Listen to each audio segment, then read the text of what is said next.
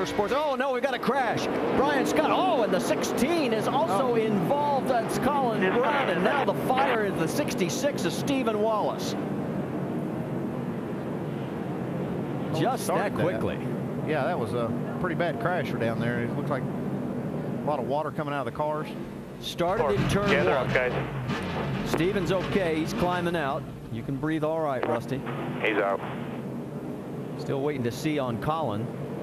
Brian Scott was also the other car involved in this.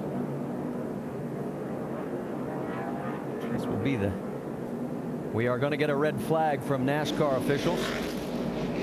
You can see there, that's the carburetor. It's knocked the air cleaner off of Stephen Wallace's car. Good to see Stephen's okay. Yeah, we talked about this just being a half-mile racetrack, but we have some pretty spectacular accidents here. You're still going over 120 miles an hour.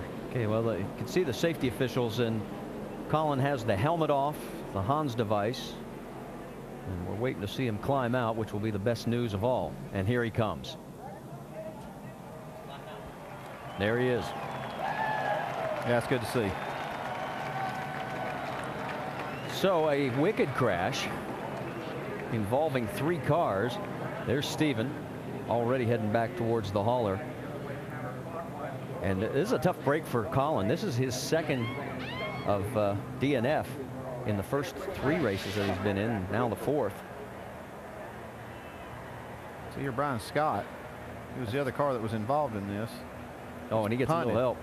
That's Wimmer. Yeah. And he collects up Brown there. And Stephen Wallace, just a victim there. Drives up underneath the back of it. Yeah, and you're just going so fast and things happen so quickly here. You just don't have a chance to react. You can see Stephen, but you know he's running wide open and trying to go. And Kelly Byers does a nice job of just escaping all of that. You know, I heard Kyle Busch talking about how it's just luck that you have a good finish here, and right there was just terrible luck for Stephen Wallace and Colin Braun. Let's go on board with Kelly Byers, see his view. You see, this has already started taking place, and talk about luck. Whoa, good driving and a lot of luck right there. A lot of luck for Kelly Byers. Good luck for him. Bad luck for Stephen Wallace. I don't know if Brian Scott was having some kind of problem there, but he got out of the gas really early getting into the corner. Scott Wimmer certainly wasn't anticipating that happening.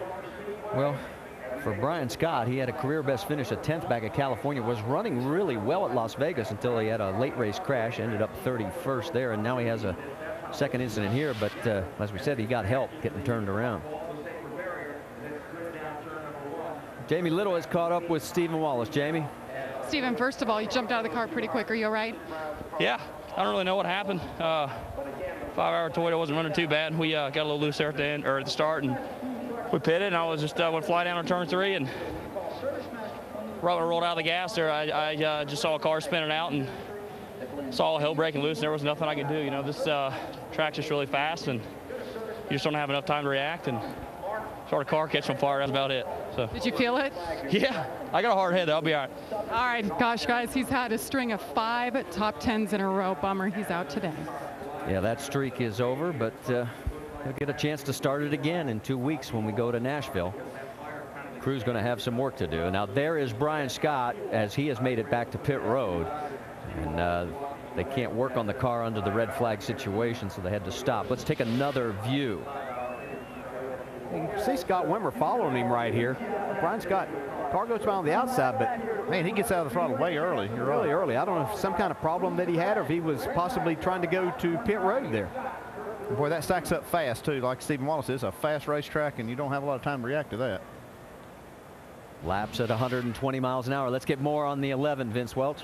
Well, there you see Brian Scott sitting in the pits, and a lot of damage to that race car. And just as DJ mentioned, he was coming to the pits. He had had a vibration and reported it to his crew chief, Bill Wilburn, just moments before, that they had a bad vibration. They were trying to get him to pit lane and just didn't get there in time. As you said, it stacks up in a hurry. A lot of damage to several race cars in that situation. He was running 13th at the time and then moving towards the front.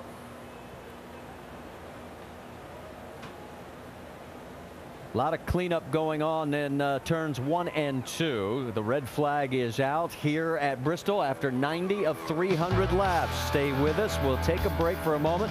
We come back, we'll update you and get this race started once again.